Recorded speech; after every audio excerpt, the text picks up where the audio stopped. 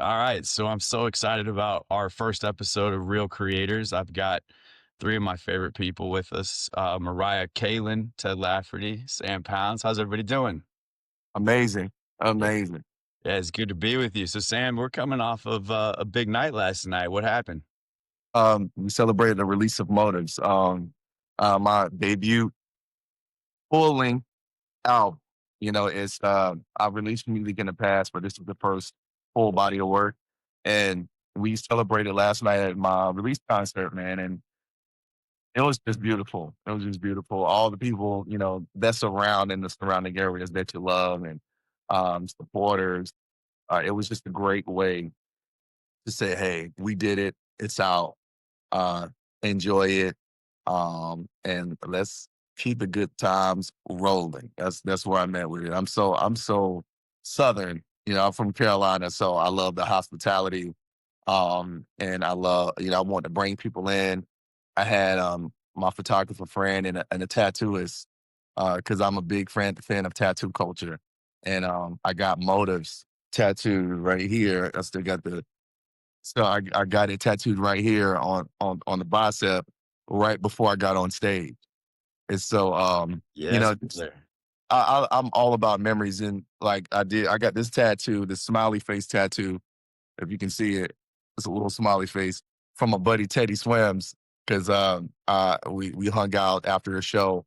Um well, back when I was in North Carolina a few months ago. And what Teddy likes to do, he likes to tattoo people. He likes to tattoo his friends after his shows. And I was like, well, I get a tattoo, but I got a little one because I wasn't sure how nice he was, but he was pretty good. So I trust him now. I trust him now. And so Now you got a a lot of guy. yeah, a lot of my friends are involved in the tattoo culture. But anyway, wanting to celebrate that, bring everything in. We launched it, and here we are. Here we are. Well, it's cool. That's funny. Cool. You mentioned tattoos. I mean, creator culture ranges everything. I mean, Sam, I've been blessed to like call you a friend, just watch how hard you work, how prolific you are, how much love you generate when you're in a space, how much love you generate behind the scenes. Wow, man. Then there's like tattoo culture, there's the graffiti culture, there's all Yep. kinds of creativity out there. Yep. One of the things that's so fun, we focus a lot on Gen Z, and one of the things that's so fun about Gen Z is how inspired they are as a creative group of people. How that generation is not really wired all the time to be employees. They're multi hyphenates, right? You're a businessman, you're a musician, you're a creator, you're a community guy, you're an impact guy. I don't even know what labels to put on you. How do you even think about Sam Pounds when you look in the mirror? I'm from Durham, North Carolina, outside the county line, man. And the way we grew up, in Carolina. We grew up in community. I got a bunch of cousins, aunts, uncles, and that culture. A good singing family on both sides of the family, my mom and my dad's side, and my stepfather's side. And so I grew up with a big family. You talking about my real father who passed when I was 3, but then my stepfather came in. God rest his soul. He passed early this year, but he stepped in when I was 5. Then my mother's side of the family, and so I grew up with 3 grandmas, 3 grandpas, uh, 1, 2, 3, 4, 5, 6, 7, 8, 9, 10, 11, 12, 13, 14, 15, 16, 21 aunts and uncles. So imagine the cousins Yeah, Surrounded. cousins. and imagine the family reunions. And so we take that, I take that energy and that hospitality, right? And shout out to Blue Sky. They sent me some clothes, so I appreciate them. Um, that I that has to be translated into music. That has to be translated out in the way I communicate with people. And that's just the way I was brought up. So, I'm not gonna change nothing. It's too late for me to change anything anyway. And I'm gonna continue being that family oriented, that family feeling. Because in LA, a lot of people are away from the families, and so everyone has that search of family and unity. And Yeah. so I like to bring that to the table wherever I go because you never know who needs that. You never know. We didn't grow up with a big family, and grow up with surrounded by that type of love. Some people grew up isolated, and so I like to bring that familiarity through the music and through the way I communicate and connect with people in person. And Yeah. Sam Pounds, man. It is. You know, I've noticed a lot of the major creators, people who really reach massive scale, they have a heart for people, like they have a heart for connection, bringing people together, and it's sort of that frequency. Let's actually pause on that because you just mentioned basketball. That runs in the family too, and Absolutely. we got a whole initiative called Real Athletes, and one of the things I love about you, and I think it translates into your career, but Yeah. you were a baller, right? Absolutely. At Barton College, played Division II basketball, won a national championship my freshman year. Yeah. Had a really good game against Duke my sophomore year because it was after we won the national championship. We got to play all the D1s that were in North Carolina. So I played against NC State, UNC. I was actually supposed to go to NC State, but Herb Sendek left and went to Arizona State. And so I decided my brother was assistant coaching at Barton College. And I was like, you know what? I just go there. They have a good team. And we ended up winning the national championship. I wanted to, you know, it was no guarantee for me to get playing time after Sidney Lowe came in and replaced Herb Sendek. So I was like, you know, I'm going to go somewhere where I can play, not sit the bench my whole freshman year. And it was one of the best decisions I ever made, man, because then I got into the audio program there and they had a full old school SSL board. And so for 4 or 5 years, well, 4 summers, I stayed in that studio. And now I turned my house into that. And so basketball and music and entertainment is like this. It's And the you got intersection of culture. got to have that competitive edge because you got to understand that within music, you can't give up. You got to fight through. You got to work out the plays. You have to make adjustments in the middle of the game, not leaving the game. You have to pivot and change course. All of those things are extremely important in life. And I think as an artist, I think it's I think every artist should compete or even try to compete and play in competitive sports so they can kind of translate the work ethic and the day to day consistency that you have to have in the inner push, right? Because you got to push past those nervousness, that nervousness. You got to push past that doubt. You got to push past when you see a 7 footer on the other end. You can't be afraid, and you got to psych yourself out and go get it anyway. So that means you can do the impossible. You got all those things in sports. It translated now. Translates 100%.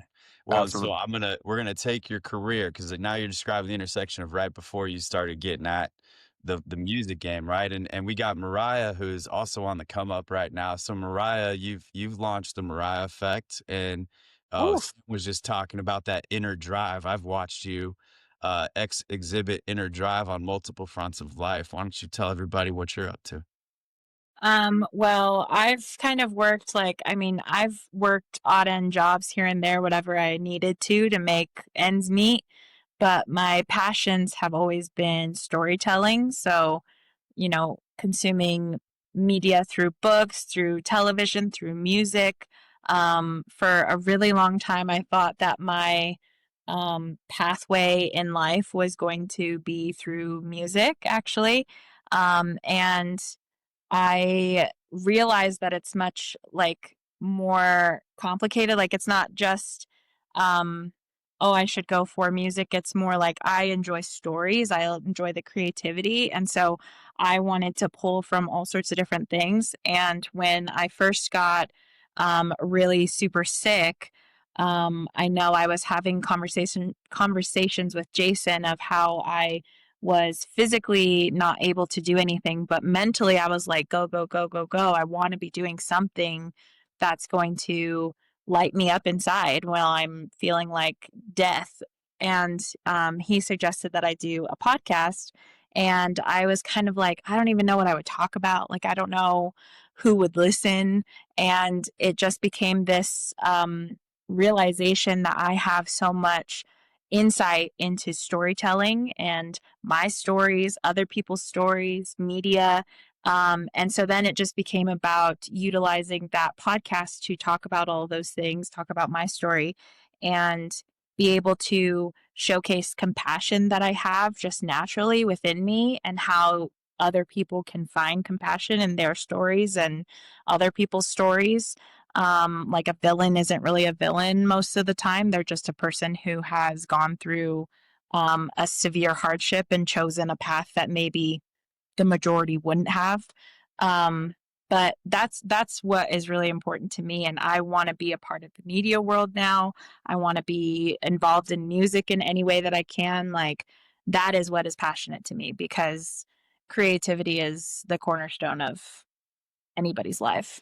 Yeah, and you're a multi hyphenate. I've watched you. You've actually helped build startups. You write copy for uh awesome companies and websites like, brands like Adidas and others.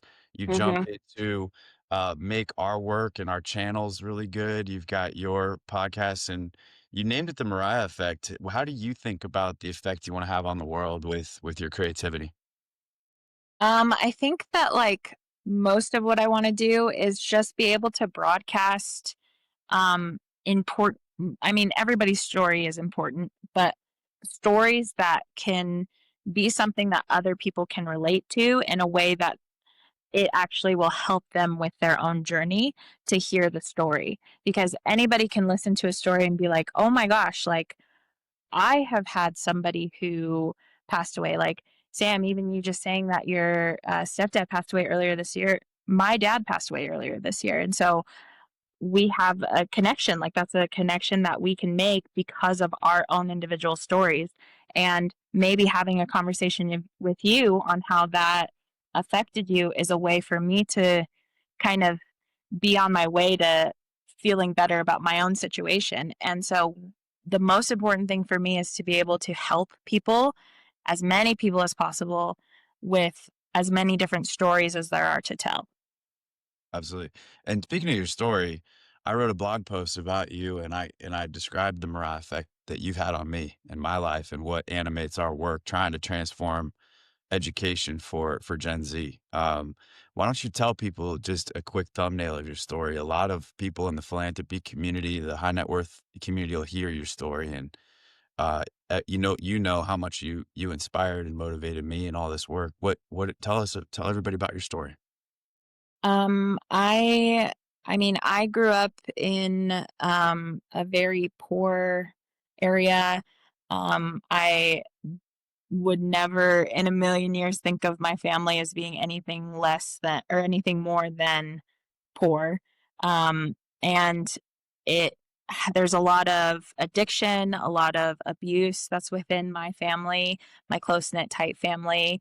And I just saw kind of like all of the wrong things to do growing up. And it was really difficult for me to figure out my own path through that, because when you grow up in that situation, it's like, how can you believe in there being something else for you other than that when it's all that you have around you? And basically, it took me having to get out of Colorado. I grew up in rural Colorado. It basically took me getting out of Colorado and away from all that to see like how other people live, to even begin to believe in something for me. And even then, I still had the blockage of not really believing in myself fully, not thinking that I was enough, not thinking that I could do it, thinking that, even if I did somehow try and figure it out, I would never make enough to really pursue the things that I wanted to do. And so it's just this constant struggle, constant struggle. I moved in with the family that kind of like in a way adopted me um, when I was younger. And finally I was like, okay, I can like breathe easy. I can figure out what I do want to do. I have like the security of people who are here for me. And then I got diagnosed with leukemia. And so I was like, okay, wow, I just am really gonna have to struggle. But through me having cancer, through me going through chemotherapy, it gave me the time I needed to kind of like look within myself and figure out how to love myself, figure out my own self worth, figure out what I really wanted to do and like run for. And and then I built the Mariah Effect. And even while I was starting the Mariah Effect, I was still kind of navigating who I am and what it means to like be able to tell my story without being worried of the repercussions. And with a lot of help through from Jason and the family that I have now, it's been really just perfect situation for me to realize who I am and to actually fight for being here. And it's been an ugly, hard, intense fight, but I want it and I want it so bad. And I don't think I've ever wanted to be alive more than I do now. Yeah, and you're in a new everything has been fun to watch unfold for you, relationally. I mean, you got the chance to be mentored and help build a company for Abiskin's belief statements, somebody who's a major philanthropist, and you got to work with Jalith Acosta, who's also just a completely lit creator, Gen Z actress, runs Varied Management, does a lot of our marketing things. Now you're linked up with Ted, who's producing all of our media for Real Media, and Ted, mentoring is a huge thing, right? For all of us. I mean, I turn to mentors. Just had a phone call with a mentor earlier today about our capital, about the team, about growing, like what I need to do as a CEO. And Ted, why mentoring for you? Why are you so passionate about mentoring? Well put. Because it worked for me. When people ask me sort of, if I could sum up some, reasons for success, I would say because I'm a really good student, and I've constantly looked for people who can teach me the next thing. And that goes to getting a team together, getting people who are better than you at each of these individual parts of a company, and learning from them. But, yeah, I've since I was a young person, I've seeked out mentor relationships because I didn't necessarily have it at home, and then and then always wanted to, always thought I was going to be working with young people. Ended up in other industries, but then I learned, as most entrepreneurs that are older do, that the young people that I have on my staff are absolute assets, especially now. People they make fun of maybe some of the younger generations for a work ethic, but I've seen the complete opposite. I've seen people young people that are way too into the grind set lifestyle, and are almost like work too hard. And then I've seen the other side of people who are they just don't want to do stupid shit. And a lot of things that we're asked to do in jobs is stupid and it's a waste of time. And then, it's a whole new world out there. You look at like a young person. And I'm in mentoring young people, the big thing you see is the need for creativity, or just the excellent time it is to be a creative person, because there's a whole new world of ways to monetize something or to get to success. When I was young, there was, you had only the standard things. I remember the first time, and this is before social media even, like where you couldn't go viral yet. But I remember the first time I heard that there's this young kid in Canada who's putting songs on YouTube. He's putting songs up on YouTube, and it was before virality. But that was Justin Bieber. He was just this like little baby in Toronto, and it's so we watched that sort of happen. And now when you need this voice on your team, that it's not something we can do otherwise. And so as an entrepreneur, I love having young people as I think it's a great asset. And then seeing people start businesses up. I feel like I end up being a good cheerleader. I love cheerleading people in and getting them to follow their passions. And I was lucky enough to have some success in a startup industry full of young people, which was the cannabis industry. Right. And this was a really incredible time to see young people start their first business. But also, interestingly, in that industry, you really kind of had to decide, especially if you were on the retail side, you were deciding to be a voice in your community, because you're opening a store in this tiny little community, and you're going to be the person that the news is coming to, that people are coming to speak to. And so you had all these young people who were deciding to get into this industry. Is a challenging industry with excess government oversight and strange rules, and aggressive competitors, but they were choosing it to portray themselves as a positive role model in their community. And so it was a really incredible time to support people. These are young people who are trying to get tough businesses going, but also be role models themselves to older people. They were setting themselves up to like be this place to like, yes, you can come and ask me and trust me that I'm going to get you to sleep tonight.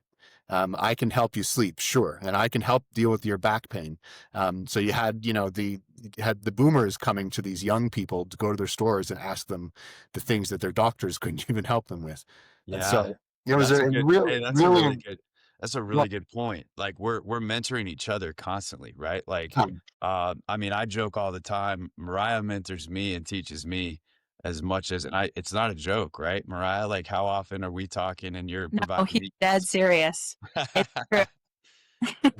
Yeah, I mean, literally, and I had a teacher one time, she would say, we're all you know, mothering and fathering and brother and sister and each other forward, right? And I think one of the things you mentioned, Bieber, it's like choose your mentors carefully too. Choose who you surround yourself with and who backs you. Ted, you in the cannabis business, you want to give a shout out to anybody who mentored you that like you think was transformational for you, and then in the personal development space, who changed the game for you?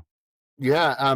In cannabis, like, I jumped into it. I was opening up a nutritional supplement company, and it went legal. So I grabbed the licenses, and it took off. And I was running it like a health food company. But I was new to the state, and I didn't know too many people, and I put it out there, because I've had good mentorship roles, and I put it out there like, bring me somebody that I can actually learn from. And that was who I was open to meeting that person. And yeah, a gentleman came by. He probably spoke to 300 people in various states, and everybody was like, who's this guy? Is just some shark, just some weird guy. It's just, wants to get in. Old guy, doesn't know anything about cannabis. And when I met him, I was like, he doesn't know anything about cannabis in the industry, but he knows lots of other stuff. And so I partnered with him, and this is my partner, Leo, and excellent, incredible guy. And we balanced each other really well. And a partnership is like mentorship, but it's also a partnership. It's like a marriage, but you can't necessarily break it off. And there's 100 employees or whatever, you can't just stop a business sometimes.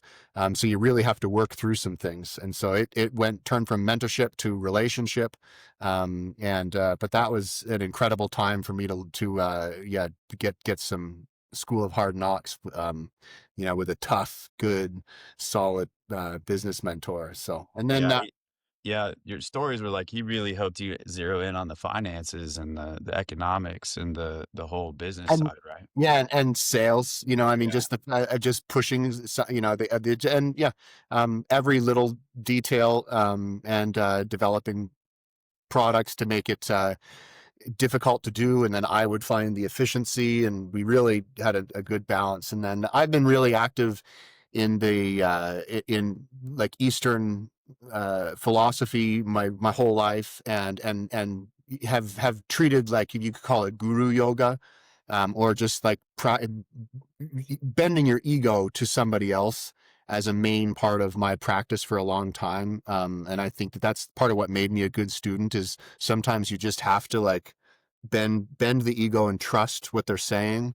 And even if you don't necessarily agree sometimes, or find ways to present it. But that's been a big part of my practice. It's not popular in North America to sort of have that type of relationship, but for me, it's been excellent. It's been tough, but it's been a great part of my spiritual practice. Yeah, for sure. And the practice of bending the ego towards the other makes great partnerships if both people are doing it, right? And Big time.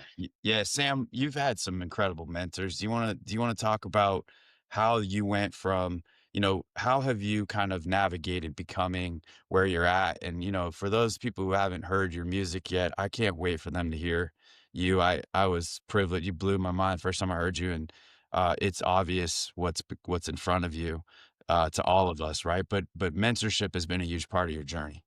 Absolutely. Uh, two mentors come to mind, and now three. And this was more so mentorship through collaboration, because I was at a point in my development in music that I was able to help these guys, and help with projects. And so one of them is Jamie Foxx. We've been working together for the past 6 years. I've done and through working together, we've um We've worked on, let me see, the first Netflix thing was Dead Stop Embarrassing Me. I did his theme song for that. And then the second project was a hip hop family Christmas and a hip hop family wedding that was on VH1 and Paramount. And I did the main title and the closing original for that, and we released those songs. And then right after that, we did Day Shift. I did the theme song to the movie Day Shift featuring him and Snoop. And then we did the song Mowing Down Vamps with my best friend Bud, with Dave Franco, Snoop, Megan Good, Jamie, Jay Young, MBK, and the whole entire cast. And so this was back to back to back. And for him to have trusted me with those major projects where I produced, mixed, mastered, wrote, pretty much all in the box, for him to have that much trust in me, was a launching pad for me, to be honest. You went from, working on pretty cool projects to now on a red carpet with Snoop. And I'll show you guys a picture that changed my life. This picture right here, if I could scroll down even faster, come on, internet. Well, while you're pulling it up, one of the short stories I shared with you was I was fortunate enough when I was young in LA to just be sort of friends and familiar with Ryan Tedder's journey. But early on, he was working with, Oakenfeld and Bubba Sparks, and then Timbaland came along, right? And that, Ryan was obviously talented. It would drive me nuts. We'd go to his little shows, and it's like, how is this song "Apologize" not on the radio right now? And it's like, Right. and it's like Arizona Rain. It's gonna just Yeah, absolutely pop, absolutely. and so it's like, and then it's, you're the kind of guy who isn't just connected to those kinds of musicians, but and celebrities, but you also build other people's portfolios too. I see you mentoring and producing, and um, I just think it's so cool. But you want to show that photo? Yeah, this is the photo. That's Yeah, that that's what changed everything. And on that day, there was the Day Shift movie premiere red carpet. That's me with Jamie, Jay Young, and MBK, and Snoop Dogg. And in that photo, I produced all three of those guys yeah, at the same time for a number one movie for Netflix. I mean, you're talking about a launching pad. Um, and it showed that, look at all that pressure. This is a giant task, but you got to recognize, that you are enough. Yeah, you are enough. Wait, you mean I'm working with Netflix and Jamie and Snoop Dogg and everyone else all at the same time? Yes, because you are enough. You're ready. And that was my I'm ready. And then here lately, I've had the pleasure to work with Diane Warren, and she did my last two singles. And Diane Warren, what I don't think people realize that working with a songwriter to that magnitude, first of all, is very hard to come across a songwriter that has that type of catalog and that you can work with one on one in the studio right now. Um, I'll say this thing: working with her, I now truly understand what a hit is because the way she works, she impours that talent into you. She impours that know-how, that instinct of songwriting into you instantly. And so once you feel her songs and you adapt to her songs, you now feel what it is. And now you can recognize that for the rest of your life because Diane has a songwriting gift that is a gift that keeps giving. She yeah. gives you the T code because I recognized it when I saw talk about it in bed last night.